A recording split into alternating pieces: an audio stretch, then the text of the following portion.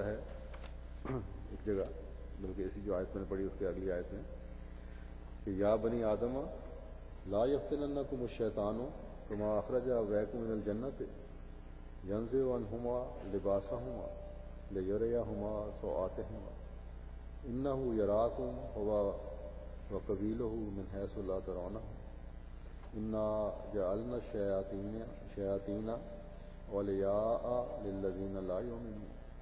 اے بنی آدم، شیطان ہرگز تمہیں بھی فتنہ میں نہ ڈالے جیسے اس نے تمہارے ماں باپ کو جنت سے نکلوا دیا تھا۔ اس نے ان سے ان کے لباس چھین لیے تھے تاکہ ان کی برائیاں ان کو دکھائے۔ یقیناً وہ اور اس کے غول تمہیں دیکھ رہے ہیں جہاں سے تم انہیں نہیں دیکھ سکتے۔ یقیناً ہم نے شیطانوں کو ان لوگوں کا دوست بنا دیا ہے جو ایمان نہیں لاتے۔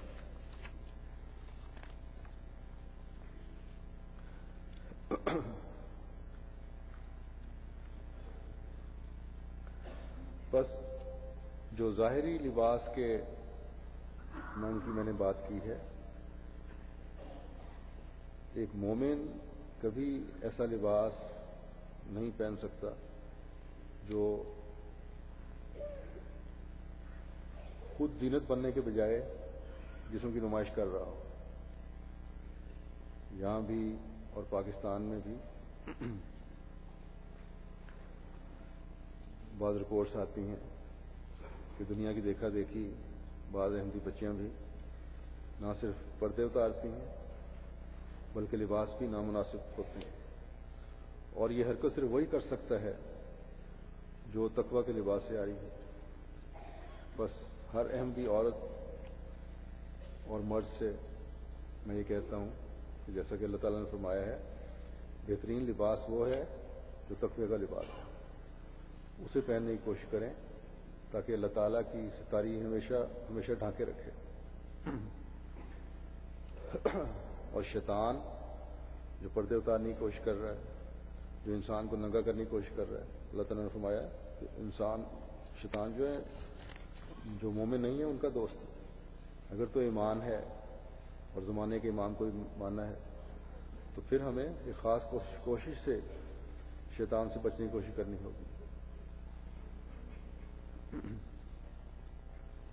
اور اپنے آپ کو ہمیشہ اس لباس سے ڈھانکنا ہوگا جو تقویٰ کا لباس ہے۔ اللہ تعالیٰ ہم سب کو اس کی توفیق عطا فرمائے۔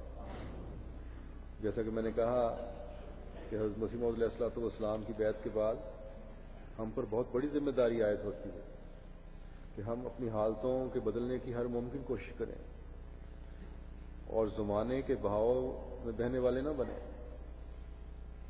بلکہ ہر روز ہمارا تعلق خدا تعالیٰ سے مضبوط تر ہوتا چلا جائے اور ہمیشہ لباس تقویٰ کی حقیقت کو ہم سمجھنے والے ہوں۔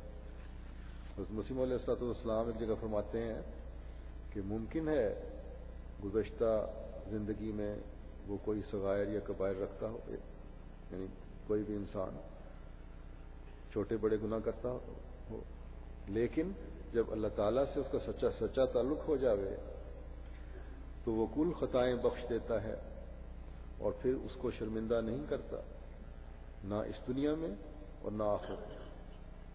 یہ کس قدر احسان اللہ تعالیٰ کا ہے کہ جب وہ ایک دفعہ درگزر کرتا اور عفو فرماتا ہے پھر اس کا کبھی ذکر ہی نہیں کرتا، اس کی پردہ پوشی فرماتا ہے، پھر باوجود ایسے احسانوں اور فضلوں کے بھی اگر وہ منافقانہ زندگی بسر کرے تو پھر سخت بدقسمتی اور شامت ہے۔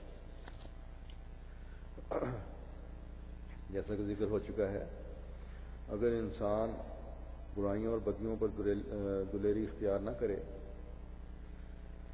اور ان سے بچنے کی کوشش کرتا رہے اور لباس تقویٰ کی تلاش میں رہے تو اللہ تعالیٰ اپنی ستاری کی چادر میں ایسا لپیٹتا ہے کہ گناہوں کی یادیں اور نام و نشان مٹ جاتے ہیں، اور جیسا کہ حضرت مسیح موعود علیہ الصلوۃ والسلام نے فرمایا اس کو کبھی شرمندہ نہیں کرتا، نہ اس دنیا میں نہ آخرت میں۔ اور جب اللہ تعالیٰ کسی سے راضی ہوتا ہے تو شرمندہ ہونے کا سوال کیا ہے؟ اپنے بے انتہا انعامات سے نوازتا ہے.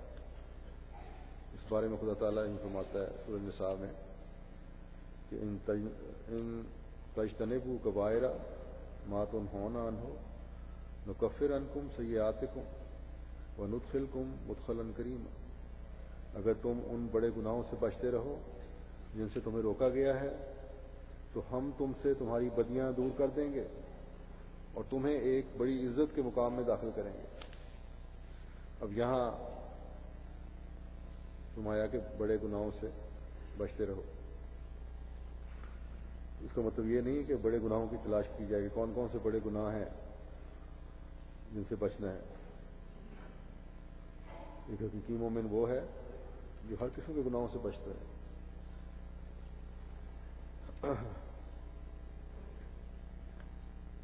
کیونکہ اللہ تعالیٰ کی ستاری تو ہر قسم کے گناہوں کے لیے ہے.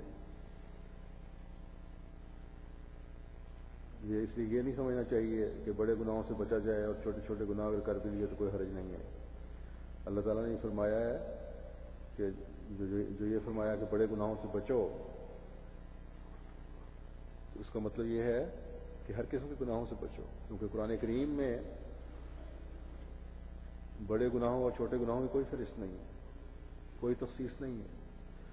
اللہ تعالیٰ کے نزدیک ہر وہ چیز جس کے نہ کرنے کا خدا تعالیٰ نے حکم دیا ہے اور سختی سے پابند کیا ہے کہ نہ کہ کرے ایک مومن، اس کو کرنا گناہ ہے. بس ہر وہ غلط کام جس کے نہ کرنے کا خدا تعالیٰ نے حکم دیا ہے، اس کو چھوڑنے میں اگر کسی کو کوئی دقت پیش آ رہی ہے، چاہے وہ چھوٹی سی بات ہے یا بڑی بات ہے، تو وہ اس شخص کے لیے بڑا گناہ ہے. بس جب ایک مشکل چیز کو کر لو گے، اس پر قابو پا لو گے، تو ایسی برائیاں جن کو چھوڑنا نسبتاً آسان ہے وہ بھی خود بخود چھٹ جائیں گی. بعض مفسرین نے یہ بھی کہا ہے کہ کسی بھی گناہ کی انتہا جو ہے وہ کبیرہ میں شمار ہوتی ہے. بس اگر اس انتہا پر پہنچنے سے پہلے اپنی اصلاح کی طرف مائل ہو جاؤ تو اللہ تعالیٰ نے جو اب تک پردہ پوشی فرمائی ہے وہ پردہ پوشی فرمائے گا. اس کی شکر گزاری کرتے ہوئے نیکیوں کی طرف توجہ کر لو تو اللہ تعالیٰ کے ہاں اجر ہے، وہ پھر برائیاں ظاہر نہیں ہوں گی. اور جیسا کہ حضرت مسیح موعود علیہ الصلوۃ والسلام نے فرمایا ہے، پھر جو صغائر یا کبائر ہیں ان کا ذکر بھی نہیں فرماتا. ایک دوسری جگہ خدا تعالیٰ نے قرآن کریم میں